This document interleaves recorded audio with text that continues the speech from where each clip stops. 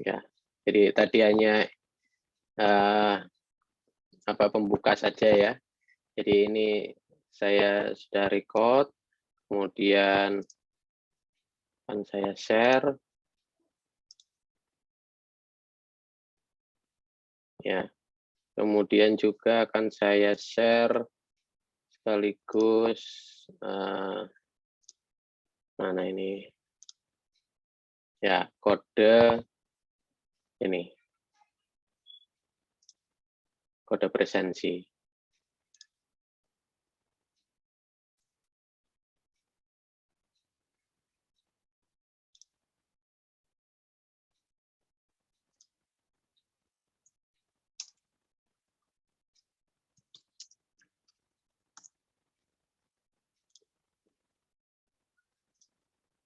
Ya. Baik, kita mulai ya. Assalamualaikum warahmatullahi wabarakatuh. Selamat siang dan salam sejahtera. Ya, semoga ini lancar kuliahnya ya selama jam perkuliahan ini. Saya berharap seperti itu.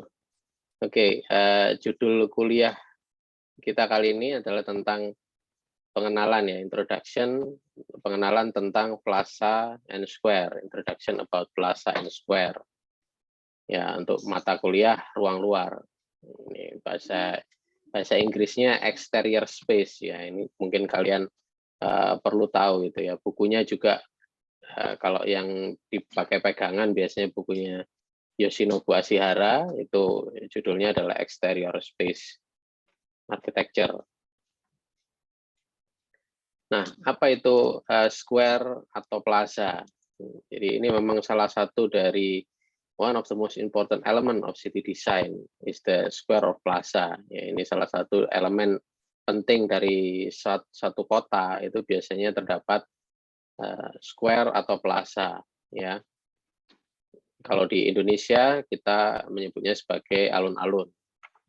Ya, cuman ini alun itu juga peninggalan Belanda ya, dan dalam lika-liku sejarahnya itu terkadang juga bisa dikaitkan dengan dominasi atau menunjukkan kekuasaan ya atas satu area. Itu dibuatlah sebuah square itu karena biasanya di tempat tersebut akan dibuat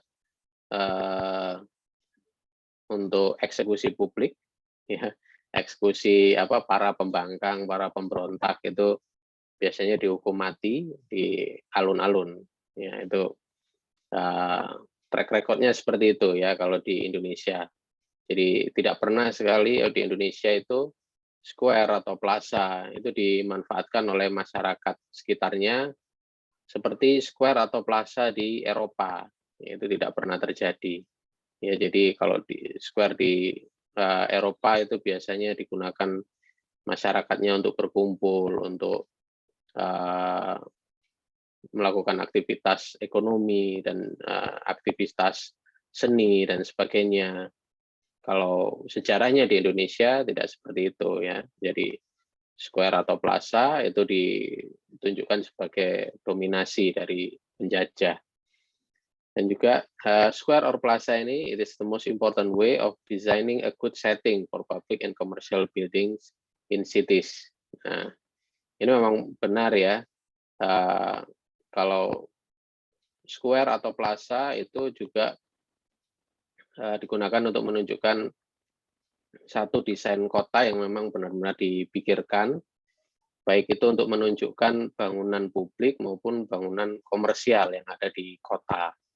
Ya, karena biasanya ruang luar ini yang disebut square atau plaza, dia cenderung dikelilingi oleh bangunan-bangunan. Ya, kalau tidak seperti itu, mungkin kita menyebutnya hanya open field saja ya, lapangan terbuka. Tapi kalau menyebut square or plaza ini biasanya dikelilingi oleh bangunan ya. Jadi dia menjadi senternya, dia menjadi pusatnya ya, square ini.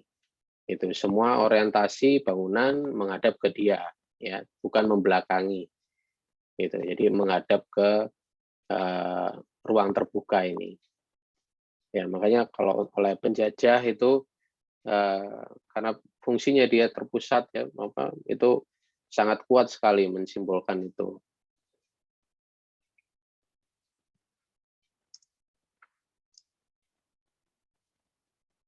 Nah, ini mungkin kalian belum tahu ya bahwa civic space atau ruang untuk masyarakat sipil itu ya, itu ada banyak sekali jenisnya.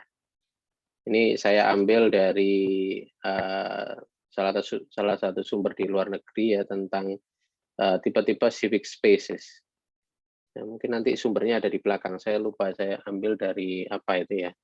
Jadi di sumber ini itu ditunjukkan guidance tentang tipe-tipe civic spaces. Ada kemudian disebut sports complex, ini termasuk ya ruang untuk publik, ruang untuk masyarakat sipil gitu ya. Kemudian ya bisa mungkin disebut ruang publik juga bisa ya. Kemudian greenway itu juga ditujukan untuk civic space. Mungkin ada yang tahu apa manfaat dari greenway ini? Silakan, ada yang mau berpendapat? Ada greenway, ada green. Apa kira-kira? Berpendapat, Pak. Ya, silakan. Kalau yang greenway mungkin menurut saya itu lebih ke preservasi natural resource yang ada di situ. Kalau dari gambar kan ada sungainya tuh, Pak. Ya. Betul. Oke. Good, good, good. Kalau green apa?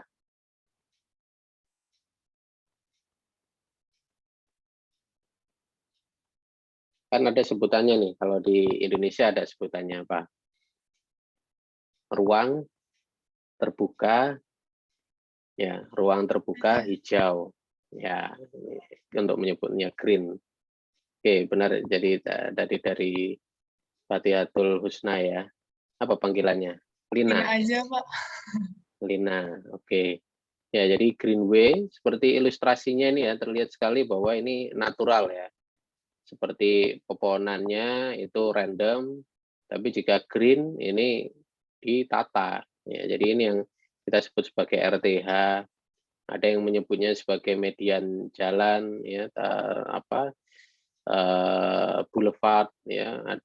Boulevard itu jalan yang di tengah-tengahnya terdapat taman ya, di antara dua jalan itu ada taman ya. Di Surabaya ada ya. Ini tidak semua tempat ya, ada area green seperti ini. Di Surabaya ada beberapa tempat, ya. Salah satunya di Jalan Kertajaya kalau tidak salah ya. Jadi di situ cukup luas, tapi iya area boulevardnya tidak dimanfaatkan untuk taman masyarakat umum ya. Mestinya bisa dibuat seperti itu, akan sangat bagus sekali. Kemudian park, taman tentunya. Nah ini juga taman yang sifatnya natural juga ya. Sama seperti greenway ini. Greenway ini juga ya ini seperti yang disampaikan Lina tadi ya, ada sungai, jadi ini melindungi dan biasanya dia merupakan area resapan air ya greenway ini. Ya terkadang ini yang kita di Indonesia itu kurang peka ya terhadap kondisi seperti ini.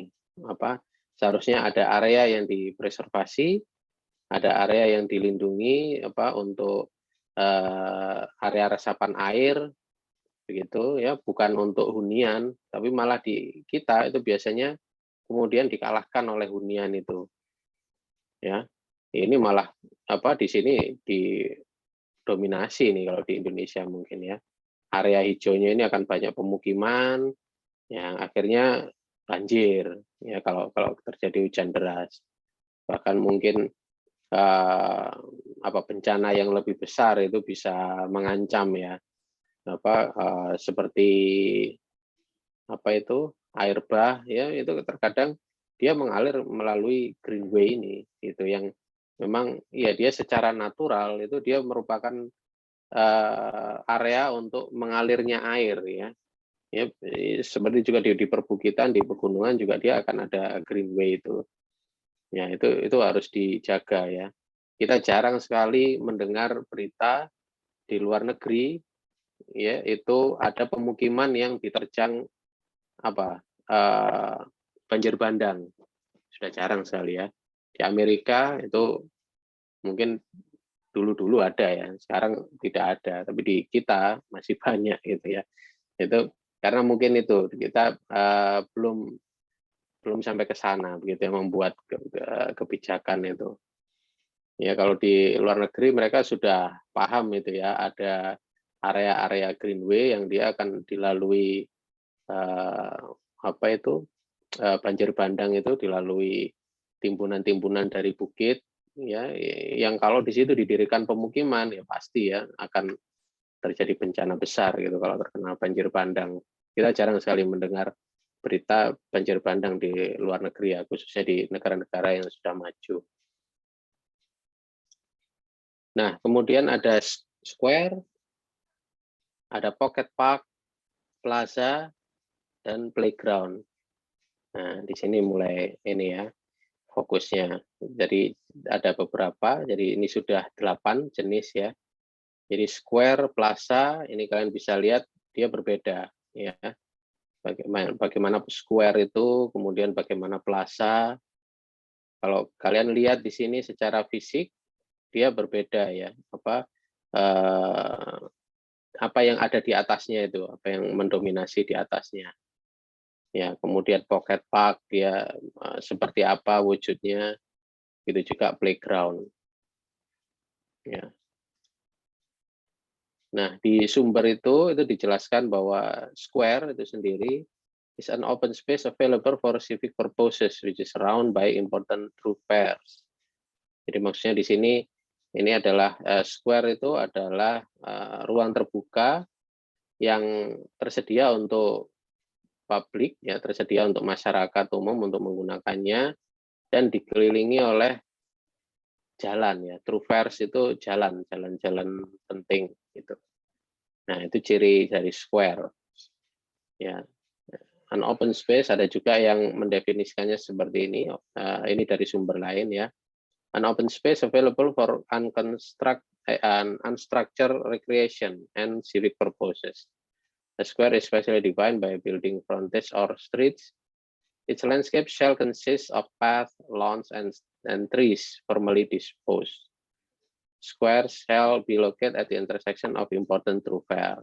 Ini disebut lagi. Jadi square itu terletak di persimpangan atau di titik-titik perempatan ya dari jalan-jalan penting itu. Ya, dan terdiri dari ini ya. Di atasnya itu terdiri dari jalur pejalan kaki ya, path, kemudian lawns, rerumputan gitu ya mungkin, dan trees ya, pepohonan. Ini ada ilustrasinya juga jika dari atas seperti apa begitu ya, dia berada di persimpangan jalan, dia terdapat rerumputan dan juga pepohonan. Ini sayangnya gambar pepohonannya besarnya hampir sama semua ini, tapi ya enggak apa-apa lah. Mungkin itu hanya sebagai ilustrasi ya. Karena kalau pohon itu kalau kemudian lingkarnya seperti ini berarti pohonnya pohon yang kecil-kecil gitu ya. Pohon yang dia kanopinya ya mungkin hanya berapa ini? 2 meter, 3 meter mungkin kanopinya. Tahu ya kanopi pohon? Apa ya kanopi pohon itu? Dari mana ke mana? Diameter atau jari-jari? Diameter, Pak. Diameter. Oke, betul. Ya, jadi kanopi itu dia dari ujung branch ya, ujung cabang ke ujung cabang yang berseberangan dengan dia. Ya, jadi secara diameter dan pusatnya itu batang utamanya. Nah, kemudian plaza, ya, apa yang dimaksud dengan plaza? Plaza itu adalah ya, open space available for civic purposes. Jadi ini yang sama ya dengan square. Dia adalah ruang terbuka untuk tujuan publik, untuk kepentingan publik, dan juga ini untuk tujuan komersil, commercial activities, and usually attached to an important building. Nah, ini yang dia membuat berbeda. Ya, jadi plaza itu biasanya dia melekat dengan ini atau berada dengan apa ya, dalam satu lahan dengan bangunan gitu. Ya, bagian dari bangunan lah, bisa dibilang juga seperti itu. Tapi kalau square dia dikelilingi oleh jalan ya. Ini ilustrasinya kalau dari atas ya seperti apa ya. Jadi dia berada di dalam satu lahan ya, dengan bangunan itu, tapi dia ditujukan untuk kepentingan publik ya. Jadi tentunya plaza ini bukan dimiliki oleh private ya, secara private oleh bangunan ini ya. Nah, biasanya tentunya kalian tahu ya, jadi bangunannya ini juga biasanya bangunan publik ya, seperti itu. Kemudian juga ini definisi yang lain untuk plaza, civic space available for civic purpose and commercial activities. Plaza shall be spatially defined by building frontage. Jadi secara ruang dia dibentuk oleh bagian depan dari bangunan, sisi depan bangunan. Dia berada karena dia menempel ya dengan bangunan ini, attached to an important building, bangunan penting. Landscape-nya consist primarily of pavement. Nah, itu yang juga membuatnya berbeda dengan square. Nah, mungkin nantinya kalau kalian setelah dapat kuliah ini, mungkin kalian satu-satunya ya dari angkatan kalian yang tahu tentang bedanya square and plaza. Ya, kalau teman-teman kalian yang ikut kuliah biofilik, mereka tidak tahu. Mungkin ya disamakan saja ya square ya sama dengan plaza mungkin gitu. Ya, tapi di sini kalian sudah tahu ya apa bedanya square and plaza. Trees are optional, jadi adanya pohon itu hanya alternatif saja dan dia mungkin dia ditempatkan pada pot-pot gitu ya, jadi tidak ada launch-nya, tidak ada lahan rerumputannya. Plaza should be located at the intersection of important street. Ya, ini juga sama seperti square, berada di persimpangan jalan ternyata ya. Minimum size shall be setengah acre, setengah area ya. Dan and maximum shall be 2 acre. Itu ukurannya. Nah, cuman ini permasalahannya. Sometimes both the words square and plaza. ini makanya mungkin kita mengikuti kuliah ini juga akan menyamakannya ya penyebutannya. Jadi memang istilah ini bisa kemudian karena sudah secara kultur ya, secara lokal itu melekat dengan istilahnya ini digunakan oleh otoritas tempat, jadi mau tidak mau ya mengikuti itu ya. Jadi contohnya seperti Saint Peter's Square ini tentunya kalau mengikuti definisi tadi ini bukanlah square ya, tapi ini menyebutnya plaza, tapi tidak disebut seperti itu ya, tidak disebut Saint Peter's Plaza. Karena memang menyebut plaza itu terlalu publik ya kalau menyebut itu. Jadi untuk tujuan komersial biasanya memang plaza itu. Makanya kalau kalian mendengar seperti Tunjungan Plaza ya, Surabaya Plaza, kalau di Surabaya itu ada tempat-tempat semacam itu, yaitu memang tujuannya untuk berkumpulnya orang ya, publik dan untuk tujuan komersil gitu, makanya dinamakan plaza. Ya, jadi terkadang istilah ini square and plaza itu digunakan untuk mendeskripsikan ya the same open space which is framed by building. Ya, terkadang itu ya. Pokoknya ruang terbuka yang dikelilingi oleh bangunan-bangunan itu disebut square dan juga plaza.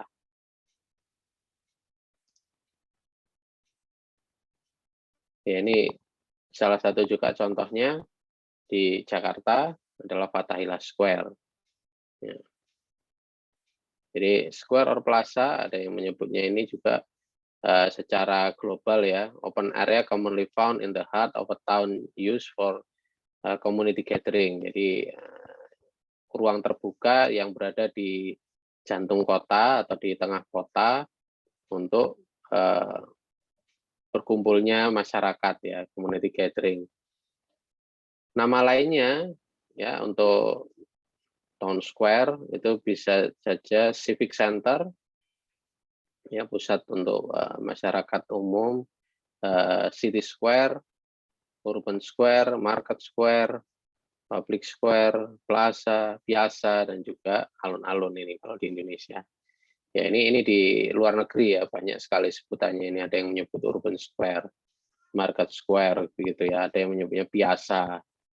Ada yang menyebut piazza, piazzetta, kalau mungkin kalian sudah pernah mendengar dari Pak Bambang, ya untuk menyebut plaza yang berukuran kecil dan berukuran besar. Gitu.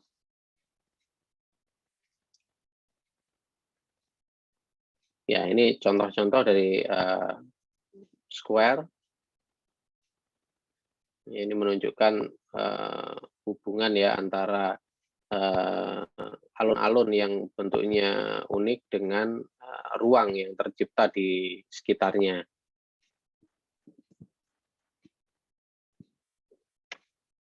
Yang di atas ini Saint Peter Square tadi ya. Kemudian yang di atas ini adalah Saint Mark Square di Venesia. Ya, kalian bisa lihat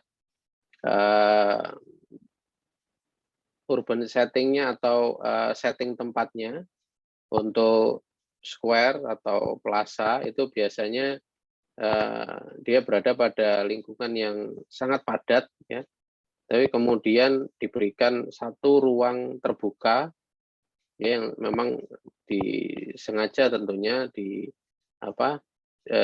ruang terbuka ini digunakan untuk kepentingan publik ya, dan kepentingan ekonomi juga terkadang digunakan sebagai market ya, market square itu gitu ya. Ini terkadang juga dia menghadap pada bangunan penting seperti di sini nih, Saint Mark Square.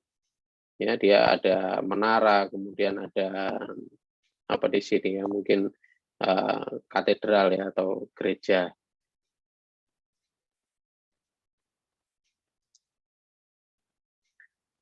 Nah, ini contoh di Indonesia ya, apa kita terkadang menyebutnya juga square atau alun-alun.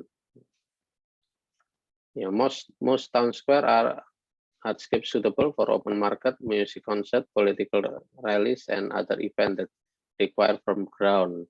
At the center of the square, there is often a fountain, well monument, or statue. Jadi di tengah-tengah dari alun-alun atau di tengah dari square itu biasanya terdapat air mancur, monumen, dan juga patung ya biasanya. Tapi di Indonesia ini ada yang khas ya, kita tidak menempatkan patung gitu, tapi yang sebagai penandanya itu adalah pohon, pohon beringin ini, banyan trees. Ini kalau di alun-alun utara ya, yang berada di Yogyakarta ini. Jadi ini ada 2 pohon beringin, ya, bahkan juga diberikan nama ya untuk pohon-pohon ini. Dan tentunya kalian tahu bahwa ini merupakan ya satu penanda yang penting ya, yang sakral begitu bisa dibilang ya. Jadi mungkin lebih penting daripada kalau berupa patung atau air mancur katakanlah begitu. Ya kita sangat melihat ini aspek alam ini, pohon ini sebagai wujud yang ya dia bisa mendominasi tempatnya katakanlah begitu. Ya, sama seperti 2 pohon beringin ini dia juga berfungsi secara sangat simbolis sekali ya untuk menunjukkan ya termasuk juga menunjukkan kekuasaan ya dari ini kerajaan ya atau keraton ini.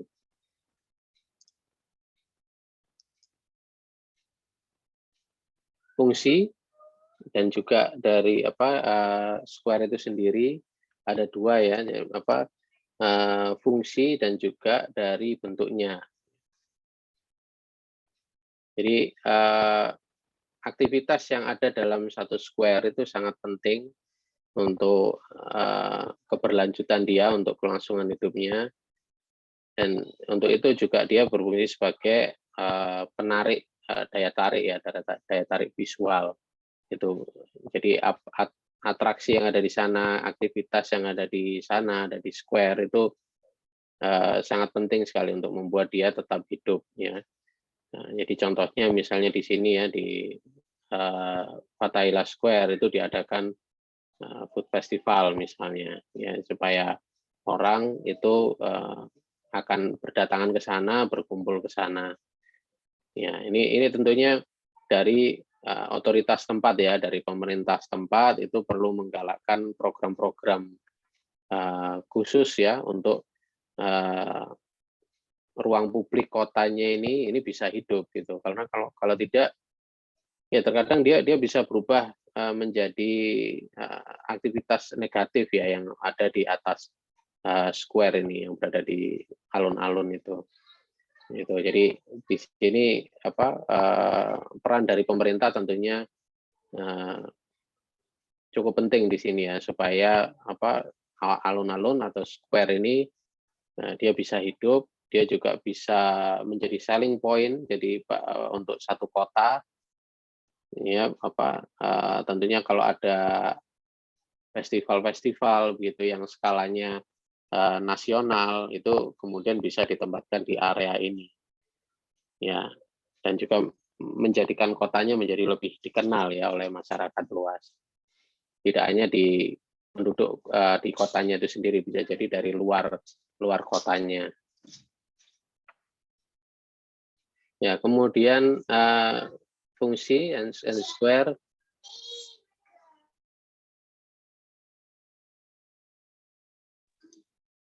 ya. Di sini Alberti tell us that there ought to be several square laid out in different part of the city. Jadi menurut Alberti itu seharusnya ada beberapa square ya yang berada di beberapa bagian di kota ya. Tipe dari ruang yang ada di kota itu ada beberapa ya tujuannya, tipenya the setting for a civic building, untuk menunjukkan eksistensi ya bangunan pemerintah ya, bangunan publik.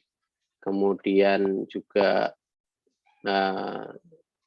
principal meeting places sebagai tempat untuk pertemuan-pertemuan penting, seremonial misalnya begitu, acara adat katakanlah ya, seperti itu memang dia butuh ruang luar yang khusus, ruang luar tersendiri. Kemudian juga bisa juga tempat untuk ini tadi ya, great ceremonial occasion untuk acara-acara upacara dan itu tadi acara adat.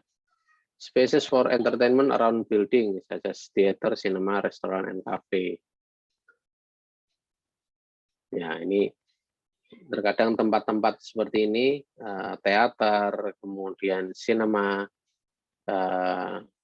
restoran, dan cafe itu memang dia membutuhkan tempat untuk orang berkumpul dulu ya, sebelum kemudian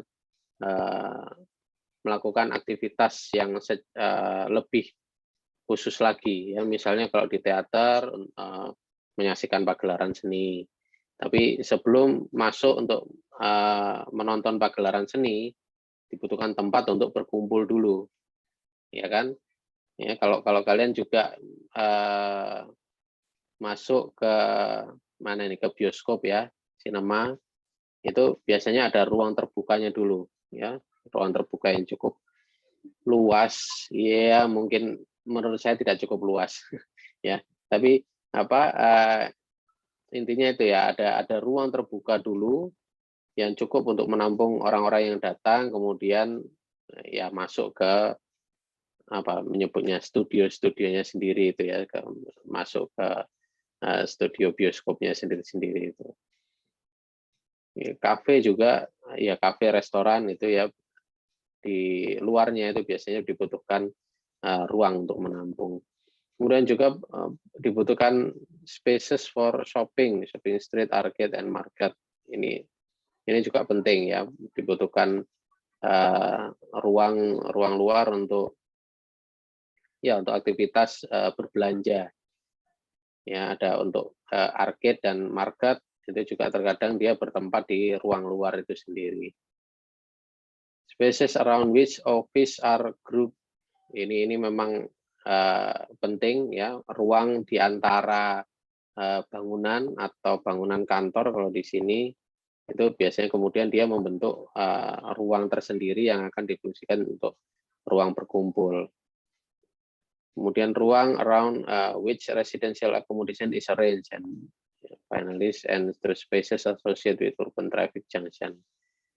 Ya, kemudian ruang yang berada di dalam permukiman, ya, ruang-ruang luar yang berada di permukiman. Nah, ini mungkin yang kalian perlu tahu ya, bahwa secara regulasi itu seharusnya di satu perumahan ya, itu atau komplek perumahan, dia harus tersedia ruang luar ya sebenarnya, ruang luar untuk kepentingan publik. Nah, terkadang ruang luarnya ini kemudian di-convert ya untuk fasilitas peribadatan, ya katakanlah gitu ya. Ada yang kemudian ruang luar ini didirikan tempat ibadah. Ada juga yang ruang luar ini kemudian didirikan sekolah, balai RW, lapangan olahraga, gitu ya. Gitu. Jadi, tapi secara regulasi dia harus disediakan ya oleh developer. Kemudian ruang-ruang yang berada di persimpangan ini jalur lalu lintas. Ya, ini ya memang ada square yang dia berada pada persimpangan lalu lintas ya. Dan nanti akan ada jenisnya apa, disebutnya, kemudian contohnya di mana. Nah, kita masuk pada pembahasan tentang bentuk square ya. Jadi ada beberapa contoh bagaimana square itu bisa memiliki bentuk ya di peta kota gitu. There are many ways to classify the form of square. For example, they can be classified according to regularity, yaitu ya bentuk-bentuk geometri dasar ya. Misalnya bentuk lingkaran, bentuk persegi, bujur sangkar, atau segitiga. Ya, ini yang ditunjukkan yaitu dari bentuk-bentuk reguler atau bentuk-bentuk dasar. Ya, ini yang pertama ya, regular shape square. Sebentar.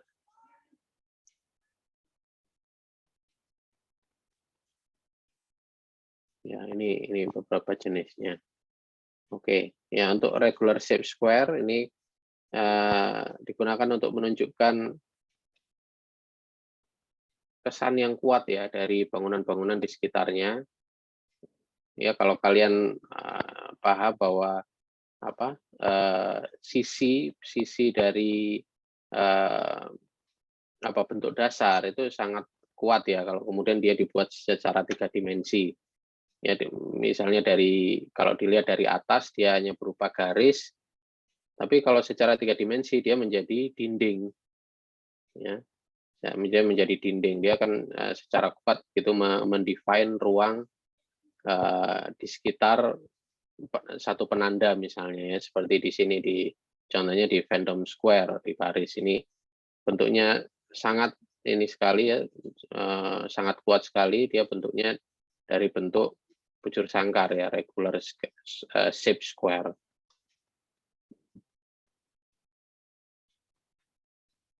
Jadi kalau kita lihat di sini skalanya ini lumayan luas ini ya. Kalau kalian lihat skala manusia dibandingkan dengan monumennya sendiri, kemudian dibandingkan dengan bangunan sekitarnya, ini manusianya kecil-kecil gitu. Ya, ini kelihatan sangat luas sekali ya, apa, square-nya ini. Nah, ada yang dari regular dan juga dari free shape. Ya, ini bentuk-bentuk yang kemudian mengikuti, ya secara apa, natural ya dari bentuk kotanya. Dia mengikuti dari perkembangan kotanya. Yang akhirnya dia, bisa berubah kantong-kantong begitu istilahnya ya. Jadi bentuknya bentuk yang tidak beraturan.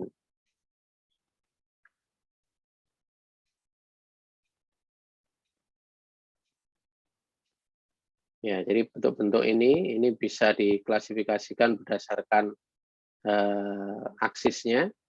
Jika dia apa, bentuk-bentuk yang simetris, ya misalnya di sini, square dengan, satu aksis yang simetris, membelah secara simetris, seperti di Saint Peter Square.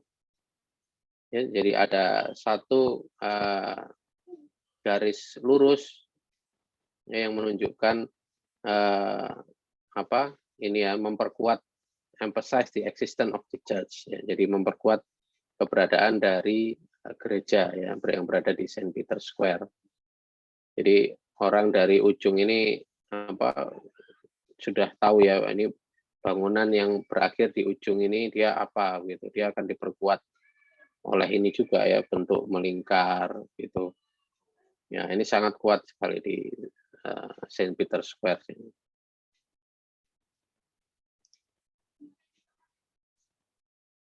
Ya, dan juga mereka bisa diklasifikasikan berdasarkan, ini aksis simetri berdasarkan kalau tadi dari satu aksis, ini dari dua aksis ya.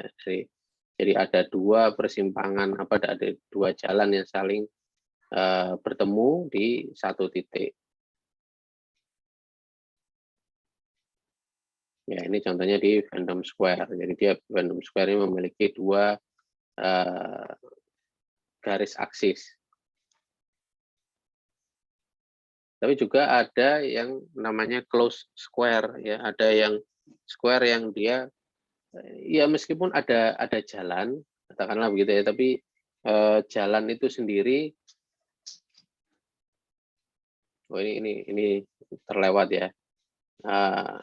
Oke, jadi sebelum masuk ke closed square, ini buku yang dipakai untuk menjelaskan inti apa, kuliah ini, buku karya Paul Sugar.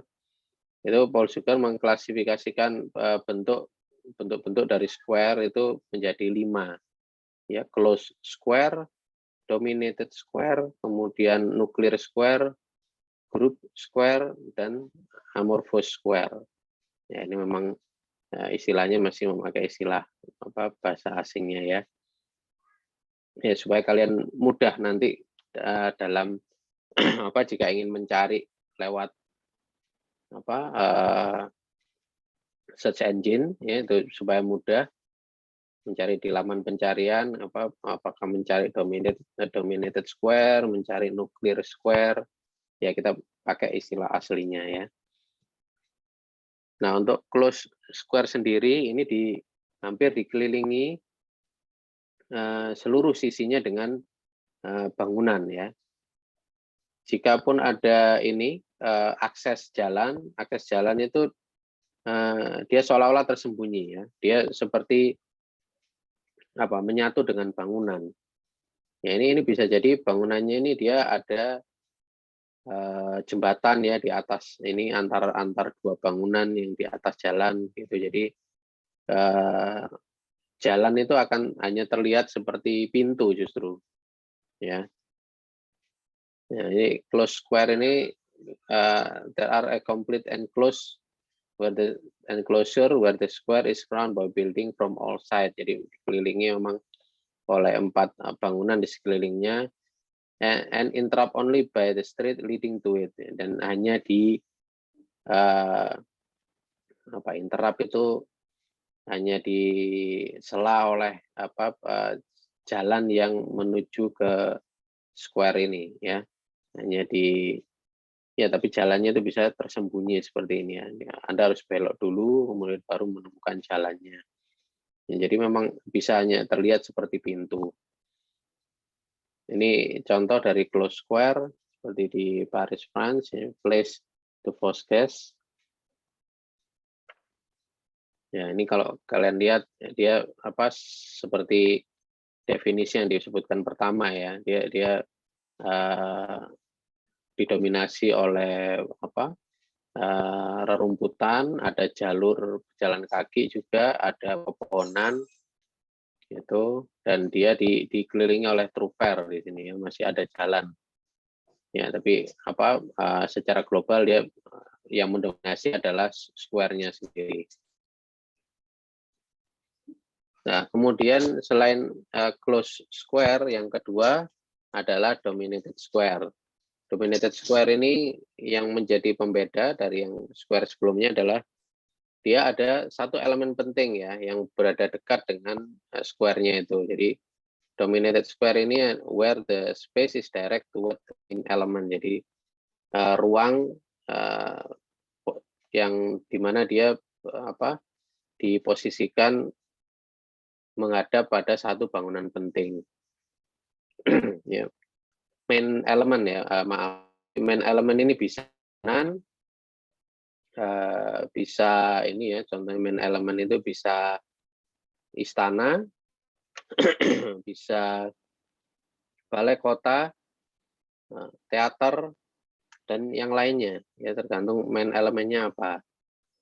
Ini salah satu contoh dari dominated square, Notre-Dame Cathedral in Paris. Ini gereja ini di bagian depannya dia terdapat square ya, dan ini square-nya ini ya memperkuat keberadaan dari katedral ini. Jadi kalau kalian berdiri di ujung square, kalian bisa menikmati ya kemegahan bangunannya, ketinggian bangunannya, ya, dan tentunya secara urban, secara apa ya, kebijakan setempat ini tidak diperbolehkan ada bangunan tinggi lain di sekitarnya. Ya biasanya seperti itu ya. Jadi kalau square dia dominated square, berarti bangunan itu harus terlihat yang atau main elemennya itu harus terlihat paling megah ya, paling besar gitu. Nah, selain bangunan bisa juga apa kolam air mancur atau patung seperti di sini ya, Fontana di Trevi, Roma.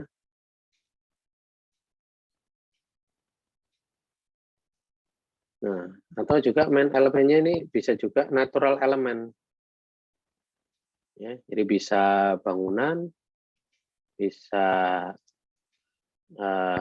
patung atau air mancur, atau elemen pentingnya bisa juga setting alam ya. Kalau di sini yang menjadi main elemennya apa ini kira-kira?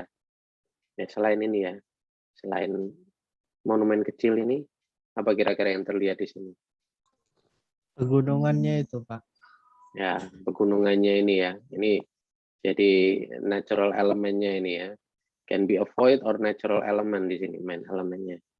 Ya meskipun di sini ada monumen ya, monumen Maria Theresian Straße ini, Maria Theresian ini untuk monumennya ya, itu. Tapi di sini yang tentunya yang paling jelas terlihat ini adalah pegunungannya ini, dan menunjukkan salah satu square yang indah kalau menurut saya ya. Ini meskipun belum pernah pergi ke sana, kalau melihat foto seperti ini jadi ikut terpukau ya, bahwa ada tempat seperti ini ya, dia berada di lereng bukit gitu, kita bisa melihat bukit yang begitu menjulang tinggi, lebar ya kalau boleh dibilang. Nah, jadi dari satu ujung ini bangunan ke bangunan lain, dia seperti apa ya, melingkupi begitu pegunungannya ini. Jadi seperti kotanya ini, permukiman di Austria ini seperti dikelilingi oleh pegunungan ya, bukan dia mengelilingi di sekitar gunung, tapi seperti dikelilingi oleh pegunungan ya, karena pegunungannya ini terlihat apa ya lebar sekali ini. Ya mungkin kalian bisa melihat foto-foto lainnya ya seperti apa di Maria Theresienstraße ini. Oke, kemudian ya ini juga dominated square. Ini contohnya adalah where the space is direct toward the main building. Ini ketika dihadapkan pada satu bangunan penting ya. Arah dari jalur utama ini, jalan utama, the direction of main street which open into the square create the access to the main element. Nah, ini juga ya bisa memang sengaja didesain seperti ini. Jadi arah dari jalan-jalan utama ini dia membentuk aksis yang mengarah ke satu titik penting ya, satu monumen penting di sini. Ya kan bisa lihat di sini jalannya cukup kecil dan dia didominasi oleh ketinggian bangunan ya, gitu. Jadi memang sengaja ya kalau kalian berada di jalan-jalan yang ada di sini, ya yang seperti gang ini, ya kalian pasti arahnya akan mengarah langsung ke satu tiang ini ya, satu tiang besar atau satu monumen ini. Ya ini adalah Piazza del Popolo di Roma. Jadi memang di Eropa, di Roma itu banyak ya, Roma, Italia itu banyak sekali square-square itu ya. Nah, selain ini tadi ya dominated square, kita masuk pada nuclear square yang ketiga. Jadi where space is form around a center or nucleus. Jadi nuclear square ini ruang yang dibentuk mengelilingi dari satu pusat ya, atau yang disebut nukleus. Ya, nukleus ini bisa dia berupa tugu, obelisk, air mancur, fountain, atau monumen atau sebuah tiang monumen ya. Kita berhenti sejenak karena ada azan dulu ya. Kita dengarkan azan dulu.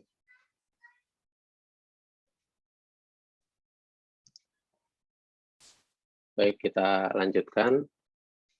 Yang ketiga, ya, nuclear square. Jadi tadi nuclear square ini adalah ruang yang dibentuk di sekeliling nukleus ya, atau center, bisa berupa tugu, monumen, atau air mancur. Dan elemen tugu ini dia harus cukup penting ya menjadi penanda begitu, menjadi yang dikenal oleh warga dan ya menjadi penarik perhatian ya, attract the attention. Nah, tentunya kalau di Indonesia kita punya ini ya, Tugu Yogyakarta. Ya, meskipun kalau kalian melihat skalanya dia tidak begitu grandeur gitu ya, tidak begitu megah katakanlah, tapi dia memiliki nilai penting untuk masyarakat Yogyakarta ya. Dia tentunya sebagai salah satu landmark penting ya, penanda penting bagi kota Yogyakarta itu sendiri. Ya, nuclear square ya, where space is formed around the center or nucleus. Dan kalau di luar negeri ada ini yang terkenal juga ya, Trafalgar Square di London. Ya, kalau di sini kita bisa melihat ya, dari skala manusianya kita bisa menebak dia ini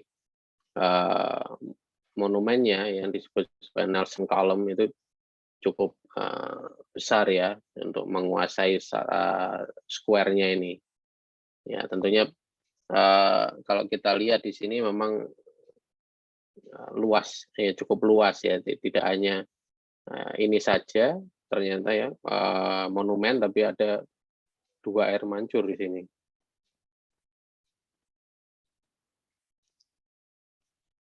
Ya, di Surabaya kita punya ini ya, Tugu Pahlawan.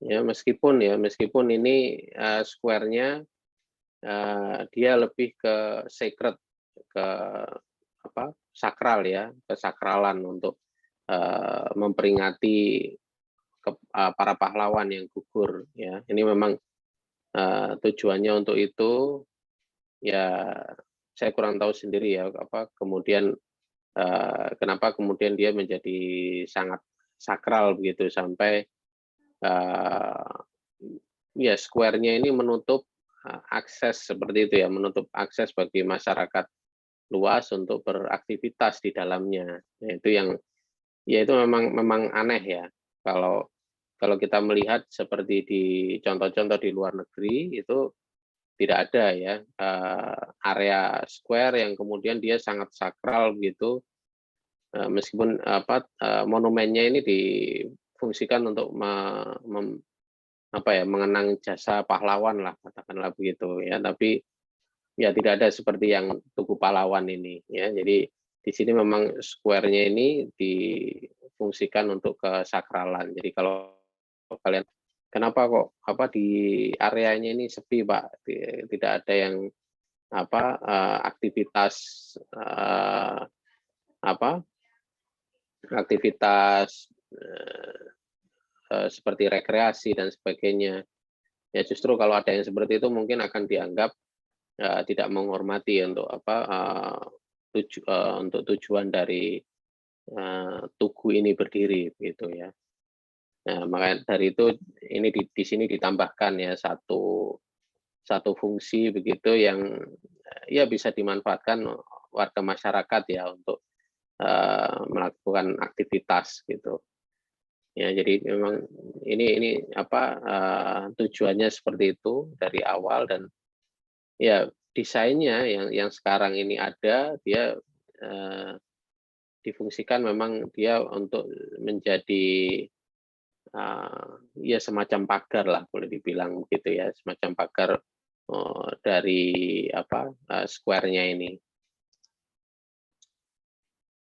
Nah, kan lain ya kalau dengan seperti di sini ya, di Fathahillah Square ini mungkin sama seperti di apa, Tugu Jogja tadi, dia akan apa, sekelilingnya dari tugu itu dia akan dimanfaatkan oleh masyarakat ya untuk, eee, beraktivitas ya. Tapi jangan salah ini ya, Fathahillah Square ini tentunya seperti yang saya bilang tadi, dia punya sejarah kelam juga bagi Indonesia. Ya, jadi banyak juga, pahlawan-pahlawan itu yang dihukum mati di sini ya. Dan mungkin ya, mungkin tidak hanya para pahlawan ya, saya kurang tahu, mungkin juga, banyak dari apa ya, seperti masyarakat yang dicap sebagai apa, kriminal mungkin, dia akan dijatuhi hukuman mati ya, digantung gitu di, Fathahillah Square ini, gitu. Ya jadi memang ini, difungsikan ya untuk itu. Ya, tapi kemudian seiring waktu ini dimanfaatkan untuk aktivitas masyarakat umum.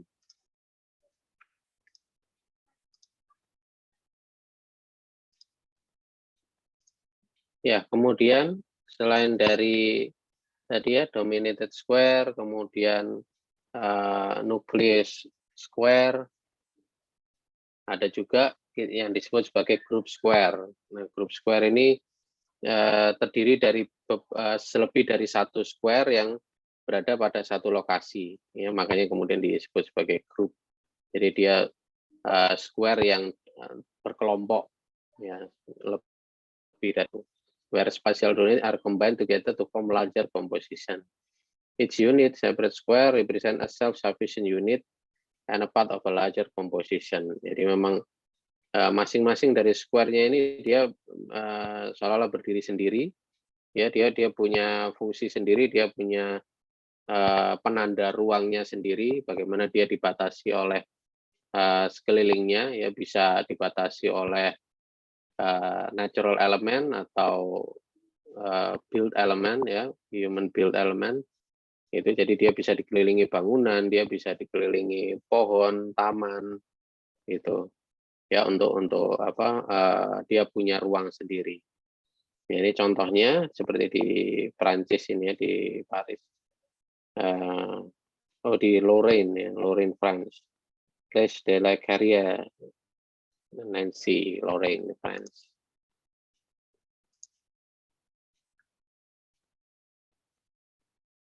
Ya, Group square sendiri ini terdiri dari berapa ini? Ada 3, 4, ya ada 4 ya. Ada 4 tipe untuk group square. Yang pertama straight axis form, jadi di mana beberapa square yang bergabung menjadi satu itu berada pada satu garis aksis, ya, satu garis lurus. When a group of square different in size and form arranged in one direction, it creates a straight axis form. Jadi contohnya seperti di Imperial Fora di Roma. Ya tentunya ini sekarang sudah tidak ada lagi kompleks ini ya.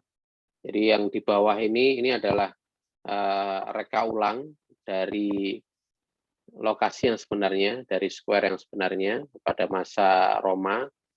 Dan sekarang ini sudah jadi satu dengan tanah ini kalau tidak salah ya.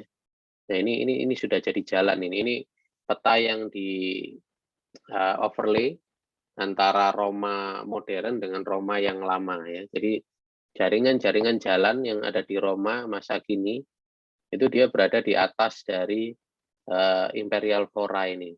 Bayangkan itu ya. Jadi ini tidak bisa lagi kita saksikan, tapi bisa ditelusuri dari sisa-sisa ini ya. Bangunannya mungkin masih ada beberapa bangunan begitu yang berdiri ya. Saya kurang tahu ini, mungkin kalian bisa mencari tahu ya. Ada ya ini ya, dia berada di sini lokasinya yang jelas itu. Dia ada beberapa bangunan yang tentunya sudah tidak ada ini ya di sini. Ini kalau tidak salah saya dapat dari jurnal ya, jurnal seseorang yang dia menyelidiki di mana keberadaan dari Imperial Fora ini ya. Dan ini yang di bawah ini memang ini reka ulangnya ya, maket atau rendering, saya lupa ini ya, ini berupa maket atau rendering yang di bawah ini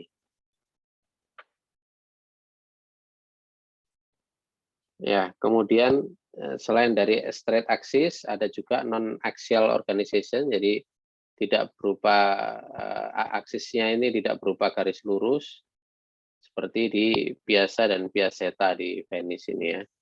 When a smaller square open into a larger square with one of each side this forms non-axial organization. Jadi di sini ada dua ya sebenarnya. Ada dua square ini yang dia berhubungan satu sama lain tapi tidak membentuk satu aksis garis lurus ya. Jadi disebut non-axial organization. Jadi peta asli ya, peta klasik yang dibuat tahun berapa ini ya, mungkin ya di zaman Renaissance mungkin ini dibuatnya. Ya, ini jadi menunjukkan kalau ya di Roma ini mereka sudah sangat jago ya dalam membuat peta itu, peta kota dan juga perencanaan. Itu mereka sudah mengenal gambar-gambar proyeksi ya, semacam denah, tampak, itu mulai dari zaman Renaissance ya, sudah dikenal. Ya kalian bisa lihat di sini ya bagaimana ini juga dia memiliki pattern ya di tengah-tengah plasanya ini. Ya, dia mengarah pada satu bangunan penting di sini. Ya, jadi ini bisa dinamakan group square atau bisa juga dinamakan dominated square ini. Ya, karena di sini dia didominasi oleh satu bangunan penting di sini. Dan memang ini terdiri dari dua square yang saling berhubungan ya. Maka dari itu ini lebih kita sebut sebagai group square. Kemudian yang C, type of group square, ini multiple spaces around one building. Nah, ini seperti di sini di Palazzo Podesta. Ya, ini memang salah satu tujuan turis ini ya, tempat ini. Ini saya ambil foto udaranya dari Google. Kalian bisa lihat di sini ya, ini ada beberapa plaza ya yang berada di sekitar satu bangunan ini. Ya, jadi satu bangunan ini dia punya berapa plaza ini? Piazza Rienzo, Piazza Maggiore, dan Piazza del Nettuno. Ya, masing-masing dari piazza ini difungsikan untuk aktivitas ya, aktivitas yang juga mendukung tourism ya, mendukung aktivitas wisata ya. Jadi di sini saya menemukan foto ini di Piazza Maggiore itu dibuat pagelaran musik ya. Jadi ada panggung musik di sini, kemudian ada kursi-kursi yang ditata menghadap ke panggung musiknya begitu ya. Ini ya mungkin karena skalanya yang pas dan juga posisinya ya, yang dia tidak terekspos pada jalan. Jadi ini jalannya ya, jalan. Tapi begitu Anda masuk ke sini, ya, jalan kecil ini ada ada satu plaza yang dia cukup tersembunyi juga dari jalan. Ya. Jadi ini cocok sekali untuk aktivitas para wisatawan ya. Ya tidak begitu open gitu tempatnya. Ya dan jadi semacam kejutan gitu kalau Anda pergi ke sini. Ya, kemudian ada adjacent square. Jadi ini mirip dengan tadi grup square yang aksial. Tapi ini karena dia hanya bersebelahan ya, dan dia tidak membentuk satu aksis yang panjang, katakanlah begitu. Ini dinamakan adjacent square. Jadi square yang saling bersebelahan ya. Adjacent itu bersebelahan. Two individual square located beside each other and are separate by building or street. Jadi dipisahkan oleh bangunan atau juga jalan. Jadi di sini ada ini ya, bangunan pemisahnya ini 6, 7, 2, 1 ini yang memisahkan Piazza dei Signori dan Piazza del RB ya, del RB.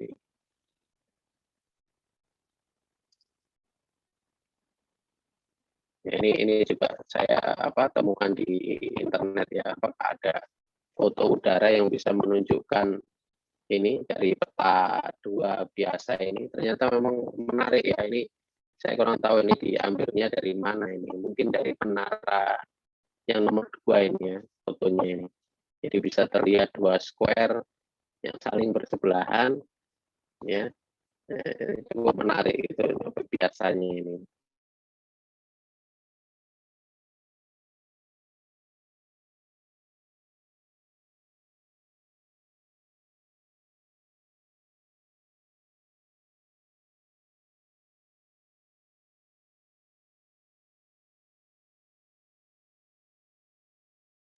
Saya terlempar keluar lagi ya. Ini mendengar suara saya?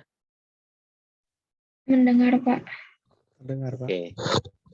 Baik, jadi kalau dilihat di foto ini ya, ini menarik sekali. Kita bisa melihat dua ruang ya, ruang terbuka yang dikelilingi oleh bangunan-bangunan yang sangat padat sekali ini, kalau bisa dibilang ya. Tapi dari bangunan-bangunan yang padat ini dia ada kantong-kantong gitu. Itu yang menarik ya dari di Italia ini ya, yang memang dari sejarahnya mereka suka ya untuk membuat square-square ini, membentuk ruang-ruang terbuka untuk masyarakat ini. Ya meskipun mereka seperti ini ya, tempatnya mungkin kecil ya untuk berkembang begitu, dan mereka cukup berkembang pesat, dan mereka tetap menghargai ini ya, satu ruang terbuka yang besar untuk warga masyarakat.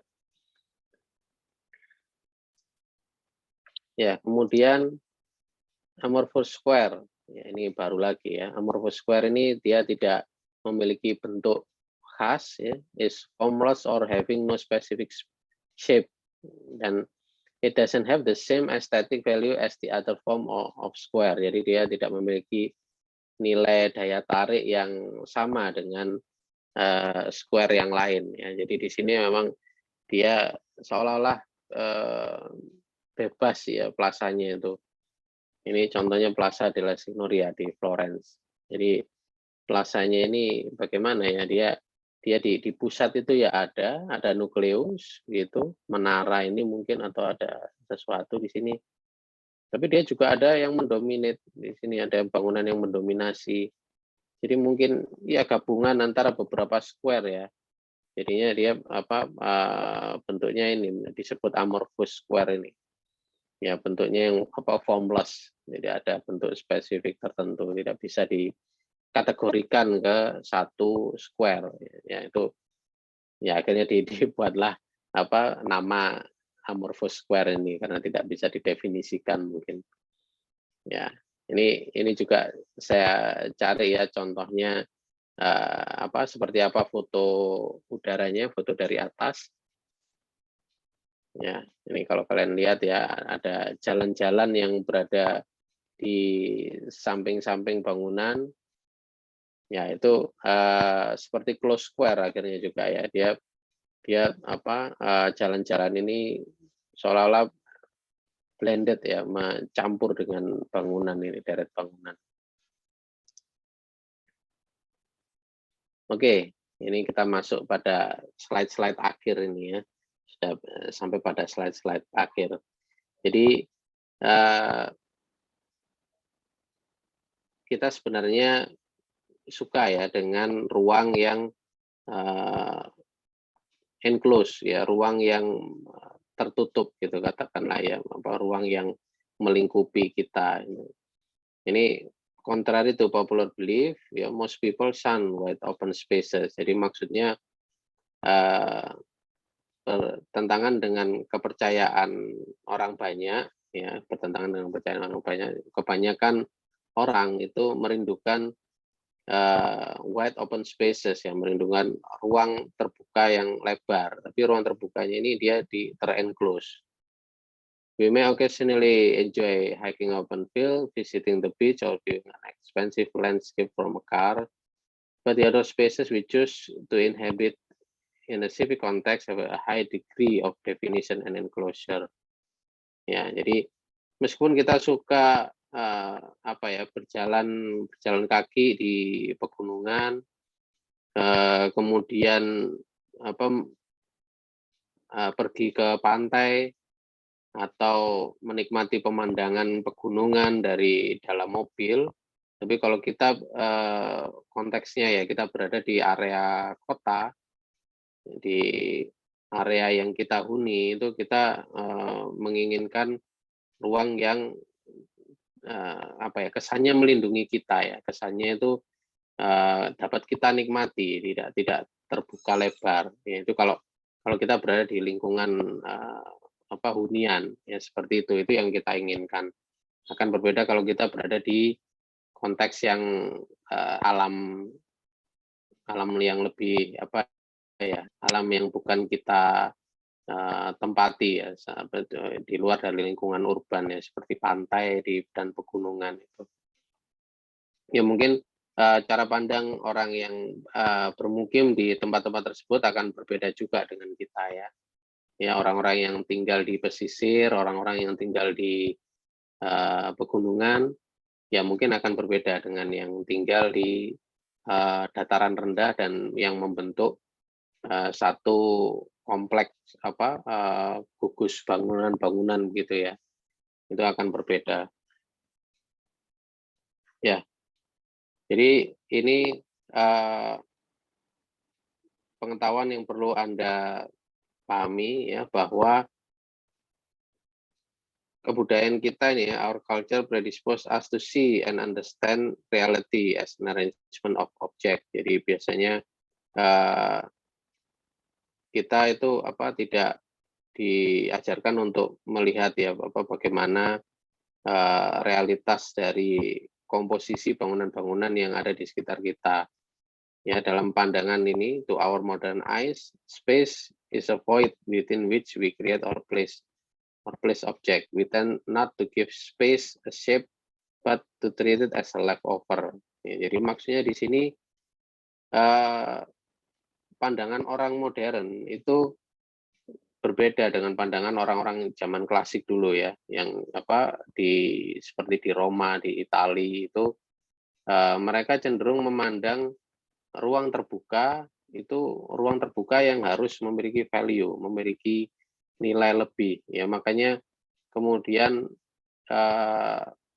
bangunannya yang berada di sekitar ruang terbuka seperti square atau plaza itu justru yang seolah-olah diabaikan ya oleh warga masyarakatnya. Yang terpenting itu adalah ruang terbuka yang dibentuk oleh bangunan-bangunan yang mengitari ruang itu.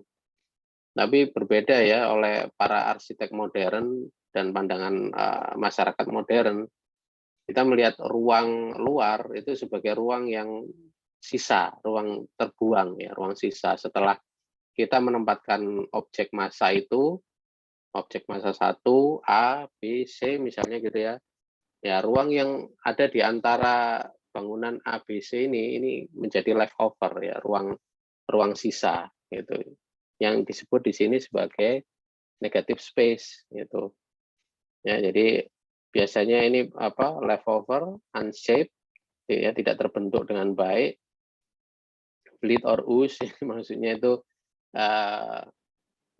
ya tidak terenclose ya. Bleed or ooze itu ruang luarnya itu ya seperti kalau kalian melihat lendir atau tumpahan ya katakanlah gitu, tumpahan minyak begitu, dia akan melebar kemana-mana ya. Jadi tidak ada wadahnya ya, katakanlah gitu. Tapi kalau minyak itu kita taruh di satu wadah bundar atau wadah yang kotak bentuknya, dia akan mengikuti dengan baik gitu ya, minyak itu bentuknya itu. Tapi untuk yang negative space ini dia seolah-olah menyebar gitu. Dan negative space ini promote movement ya, memang ya dia mendukung orang untuk bergerak ya, karena seperti yang minyak tumpah itu tadi, dia akan pergerakan orang akan bergerak kemana-mana ya, tidak terarah gitu. Kemudian impact civic detachment, jadi maksudnya tidak mendukung berkumpulnya orang ya, tidak mendukung berkumpulnya publik orang, civic detachment itu. Nah, di sini negative space ini menjadi object prioritization. Ini pandangan orang modern ya. Arsitek modern juga sama ya. Jadi memandangnya itu yang diprioritaskan itu adalah objeknya dulu, ya space-nya belakangan. Nah, jadi invert your thinking ya. Maksudnya di sini balikkan cara berpikir Anda lagi ya. Jadi tidak seperti orang modern, tapi mulai berpikir lagi seperti zaman dulu. Bagaimana kita membentuk positive space ya. Jadi kalau yang tadi itu contohnya kan tidak beraturan ini bentuknya ya. Seperti ooze atau bleach ini. Ya, kalau di sini kan dia menjadi terdefine ya. Nah, di sini yang mengalah itu ya bangunannya yang mengalah pada bentuk square-nya, pada bentuk space-nya. Ini yang disebut sebagai space prioritization. Ya, jadi seperti square klasik yang seperti di Italia itu, ya bangunannya yang tidak penting, square-nya yang penting. Ya, meskipun ada dominated square tadi yang dia mengarah ke satu bangunan penting. Ya, tapi sekali lagi cara pandangnya itu tidak seperti itu ya kalau dibandingkan dengan yang modern. Jadi the opposite in making of urban places, the urban design gives shape to outdoor spaces. Ya. Building are often the leftover. They are typically site, configured, form, and even deformed so that public street and places can have clear, meaningful shape. Nah, ini justru berkebalikan itu tadi ya. Jadi bangunan-bangunan itu justru yang harusnya menjadi leftover ya, bukan space-nya yang leftover. Jadi building-nya yang tidak penting menjadi seperti itu. Ya, jadi ini pandangan urban designer ya. Para urban designer itu kita memberikan bentuk pada ruang luar, pada outdoor spaces. Jadi bukan kemudian memperlakukan ruang luar sebagai leftover. Ya, jadi di sini space-nya disebut sebagai positive space. Dia punya bentuk yang jelas, clear shape, mostly enclosed, jadi umumnya tertutup, ya, enclosed tadi dikelilingi oleh bangunan, maksudnya begitu. Promotes lingering, jadi mendukung orang untuk berkumpul, bersantai, gitu. Facilitate civic engagement, ya, jadi mendukung juga aktivitas masyarakat publik, ini maksudnya. Mendukung aktivitas masyarakat. Nah, kalau kalian tidak percaya, ya, bisa melihat ini, ya, ini contoh bagaimana ruang dibentuk di Parma, ya, dan di Saint-Denis ini oleh Le Corbusier, ya. Jadi Le Corbusier termasuk arsitek modern yang dia sebenarnya kurang cocok, ya, dia ditugaskan atau diberi mandat sebagai urban designer gitu. Ya, jadi memang ada masa-masa di mana iya arsitek ini diperlakukan sebagai urban designer yang dia tapi kemudian dia kurang melihat pada aspek potensi lokal yang akhirnya dia buat seperti ini, ya. Jadi space sebagai leftover, ya, yang penting bangunannya ini, yang penting bangunan saya kelihatan. Jadi egonya itu sangat kelihatan kuat di sini, ya. Dia ingin bahwa apa yang dia rancang, apa yang dia tempatkan di satu lahan itu didominasi oleh bangunan, gitu. Nah, kan berbeda dengan ini, ya, di kota-kota zaman dulu. Kita bisa lihat di sini kalau ini disebut sebagai ini, ya, solid void atau figure ground.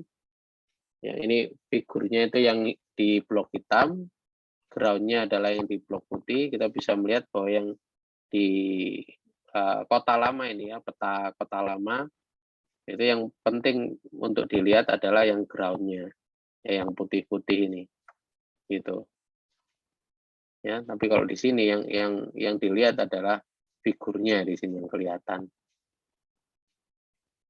Nah, ya, ini kalian bisa membuat peta seperti ini, ya, untuk melihat bagaimana sih kualitas ruang luar di kota-kota di tempat kalian, misalnya, ya, di Surabaya mungkin atau di Jakarta. Kita bisa bandingkan lah, ya, seperti apa ruang luarnya itu terbentuk.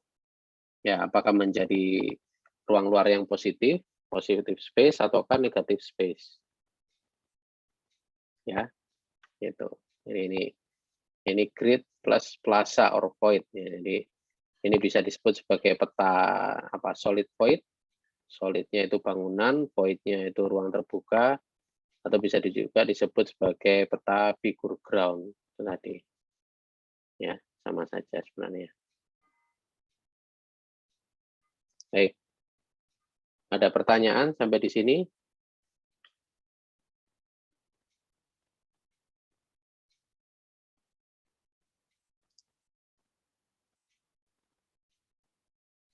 Silakan.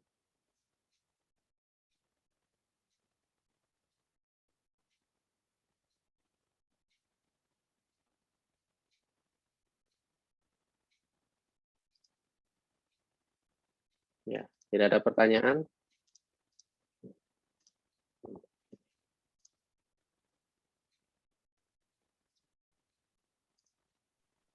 Saya ingin bertanya, Pak. Ya, silakan, Aida. Tadi kan Bapak jelaskan kalau yang arsitek modern itu kebiasaannya banyak yang kayak melakukan open space itu sebagai leftover. Jadi apakah kita sebaiknya saat mendesain itu juga udah mendesain open space-nya seperti itu, ya, Pak?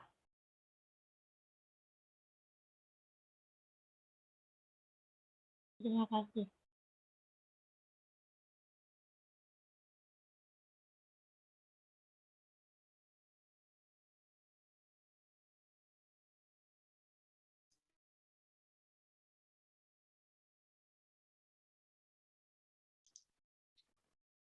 Maaf, terlempar lagi. Bagaimana tadi? Bisa diulang? Tadi kan sudah dijelaskan tentang bagaimana arsitek modern itu kebanyakan kayak melakukan open space itu sebagai leftover. Nah, Hmm.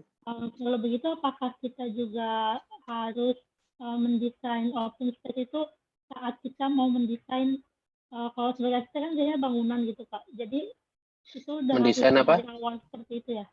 Untuk open space-nya itu, Untuk pemanfaatannya gitu apakah harus dipikirkan juga dari awal sebelum melakukan ya, desain ya, seperti itu Pak?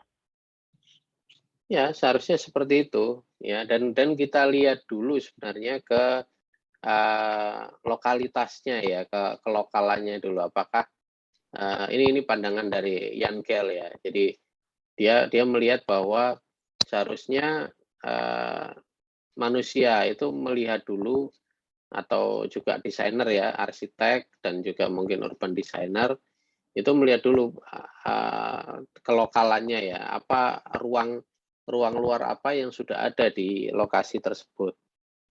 Ya, jadi kalau misalnya sudah ada ya, katakanlah ruang luar itu difungsikan warga untuk pasar, untuk apa, taman, mungkin juga area dari ini ya, tempat peribadatan gitu. Ya apa, perkembangan selanjutnya dia harus berpusat pada itu dulu. Ya, jadi perkembangan selanjutnya dia harus melihat pada ruang luar yang sudah hidup tadi ya. Itu kita harus apa istilahnya itu, kita harus mendukung itu, kita harus memperjuangkan ya, turut memperjuangkan gitu. Mungkin seperti pasar gitu ya, mungkin akan ditanggapi negatif ya. Ah, kan pasar kan kotor Pak tempatnya. Ya kita desainkan supaya dia tidak menjadi pasar tradisional yang kotor. Ya, harusnya seperti itu. Tapi aktivitas itu ya, yang sudah ada di masyarakat itu yang kita tidak bisa create ya, biasanya ya, kita tidak bisa create, sepanjang apa, sembarangan meng-create gitu. Karena itu biasanya sudah berlangsung lama dan dia sudah teruji oleh waktu ya, yang akhirnya tempat itu akan dia punya, seperti punya power ya, untuk dia supaya untuk bisa mendominasi perkembangan tempatnya itu. Ya, jadi yang terjadi di kota-kota di Eropa seperti itu ya. Jadi ada dulu aktivitas masyarakatnya, baru kemudian bangunannya ya yang mengikuti di sekitarnya. Nah, berbeda kalau seperti pandangan modern ya. Ya, kita mungkin tidak survei ke lokasi itu, kita langsung gambar gitu, apa master plan-nya. Rencananya nanti akan ada bangunan di sini, bangunan di sini. Padahal bangunannya itu nanti dia bertempat di atas space itu tadi, space yang digunakan untuk aktivitas warga itu. Nah, yang ketika itu diwujudkan, ya kita seperti menggusur istilahnya ya, menggusur aktivitas itu. Jadi ya itu susahnya akhirnya ketika aktivitas itu sudah tergusur ya, sudah hilang dia. Ya, identitas lokalnya juga mungkin ikutan hilang gitu kalau seperti itu. Ya, tapi kalau bagi apa urban designer, kita didorong untuk melihat dulu ke lokasi ya. Tapi kalau arsitek modern tidak seperti itu ya. Dia cenderung mendesainnya adalah melihat dari atas, bukan melihat dari level bawah atau level orang berjalan kaki. Ya, itu makanya kemudian ada bedanya antara apa arsitektur, urban design, dan planologi. Ya, arsitektur itu melihat bangunan secara individu, ya tanpa melihat lingkungan, katakanlah begitu ya, karena memang proyek-proyeknya seperti itu. Urban designer, planologi dulu ya, planologi itu dia melihat secara tata kota, dia melihat map, dia melihat peta dari atas. Tapi urban designer itu melihat di antaranya itu. Ya, jadi dia kita berada di tengah-tengah antara dua disiplin ilmu itu sebenarnya ya. Kalau untuk urban designer itu kita kita melihat dari kacamata planologi juga kita melihat bagaimana secara kawasan itu dari atas itu bagaimana, ya secara 2 dimensi bagaimana, tapi kita juga melihat secara 3 dimensi sama seperti arsitek. Ya, makanya urban designer itu kebanyakan mungkin dari arsitek ya, yang kemudian dia mempelajari juga ilmu planologi, dia mempelajari juga yang disiplin ilmu yang lain, landscape arsitek mungkin ya, dan dia berada di antara itu ya, di beberapa disiplin ilmu itu. Gitu. Ya sebenarnya ruang luar ini, mata kuliah ini seharusnya lebih mengarah ke urban design tadi. Ya, bagaimana kalian bisa melihat kawasan kota itu tidak hanya dari atas, ya, tidak hanya dari Google Map, tapi juga dari Google Street View, katakanlah gitu ya, melihat dari bagaimana kalau kita berjalan kaki di satu kawasan itu, seperti itulah. Ya, ya jadi memang ya penting untuk dipertimbangkan lebih dulu keberadaan ruang itu ya, square atau plaza, nantinya menjadi seperti itu. Oke, ada pertanyaan lain? Saya mungkin mau bertanya, Pak. Ya, silakan, Ima. Iya, kan tadi dijelaskan antara square dan plaza ya, Pak. Kalau dilihat dari contoh-contohnya itu kan luasannya itu lumayan lebar gitu, mencakup sebuah kota gitu kan, mencakup sebuah wilayah tertentu. Terus kalau misalkan kita melihat kalau di arsitektur ada plaza rumput, plaza beton, plaza kayu itu sebenarnya apakah juga termasuk plaza, dan lingkup plazanya itu apakah bisa sekecil itu. Terus yang kedua itu kan tadi sebenarnya kayak pohon itu kan tadi pohon rerumputan itu opsional, ataupun kalau misalkan ada itu kayak tadi Bapak jelaskan itu mungkin ditaruh di pot-pot yang kayak tidak terlalu ya gitu Pak. Nah itu Ya, bagaimana Pak? Masih belum Pak? ya, oke. Ya, gimana kalau seperti di kampus ya, ada plaza rumput, plaza alumni, seperti itu ya. Intinya kita berpegangnya pada ini ya. Jadi baik itu square maupun plaza itu adalah open space yang which is framed by building. Jadi dikelilingi oleh bangunan. Ya, ruang terbuka yang dikelilingi oleh bangunan.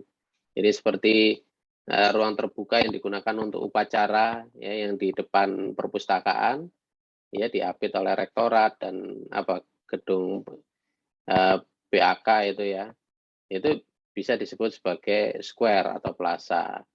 Ya, plaza rumput juga ya sebenarnya bisa disebut ya, karena itu dia berada di tengah-tengah dikelilingi oleh bangunan gitu. Ya, saya rasa seperti itu ya. Ya kecuali seperti menyebut plaza beton itu ya, plaza A menyebutnya. Iya, itu mungkin ya sebutan aja ya supaya mudah dikenal gitu ya. Terkadang gitu ya. Kita istilah ini terkadang kita memakai sesuka hati memang. Ya, sama seperti menyebut pusat perbelanjaan gitu kan, kita menyebutnya sebagai plaza ya. Padahal di mana plazanya gitu. Tunjungan Plaza itu di mana plazanya? Ya, apakah atriumnya itu yang disebut sebagai plaza? Ya atrium ya. Gitu. Kalau plaza seharusnya dia terbuka ya, tanpa ada atap itu. Menyebut seharusnya seperti itu kan, open space gitu. Ya, jadi ya memang istilah ini kemudian berkembang dipakai itu tadi ya, dipakai bisa untuk pusat perbelanjaan ya, akhirnya disebut plaza juga gitu. Apa kira-kira permasalahannya, Ima? Akhirnya.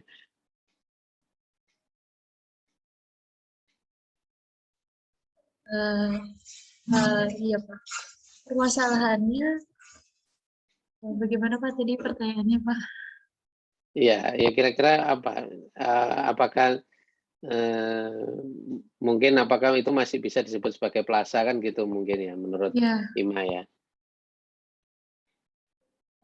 kalau seharusnya kalau misalkan di plaza, kalau misal plaza rumput itu mungkin bisa disebut plaza ya Pak, kalau dari penjelasan ini. Karena itu dari bangunan, tapi mungkin kalau yang plaza, Apa tunjungan plaza itu, Plaza Senayan ya, ada yang menyebut juga seperti itu ya kalau di yes. Jakarta. Ya mungkin sebaiknya tidak disebut sebagai plaza ya, karena itu tadi kalau kita ingin memberi edukasi yang baik ya ke masyarakat, ya tentunya ya bisa sebenarnya dibuat regulasi ya oleh pemerintah kotanya itu bahwa bahwa istilah plaza itu tidak boleh digunakan untuk menyebut bangunan misalnya gitu. Ya, tapi ini sudah kadung ya istilahnya itu sudah terlanjur itu. Jadi tanpa ada peraturan itu ya akhirnya para pemilik itu ya pemilik bangunan itu ya menyebutnya plaza gitu karena tidak ada larangan untuk itu, tidak ada definisi yang jelas tentang itu. Ya mungkin kalau seperti di luar negeri ini istilah-istilah ini itu cukup penting untuk mereka gitu ya supaya tidak terjadi salah kaprah menyebutnya ya menyebut civic space-nya itu masuk ke tipe yang apa gitu. Ya di kita tidak ada memang ya secara spesifik yang menyebut seperti pocket park, playground itu identifikasinya bagaimana. Mungkin bisa jadi playground ini dicampur adukan dengan plaza, ya square dicampur adukan dengan pocket park biasanya. Mungkin bisa begitu gitu. Ini saya lupa saya mengambil dari mana ini ya. Ini panduan dari luar. Saya pikir di page akhir ada sumber literaturnya. Ini ternyata belum saya tuliskan. Oke, ada lagi pertanyaan?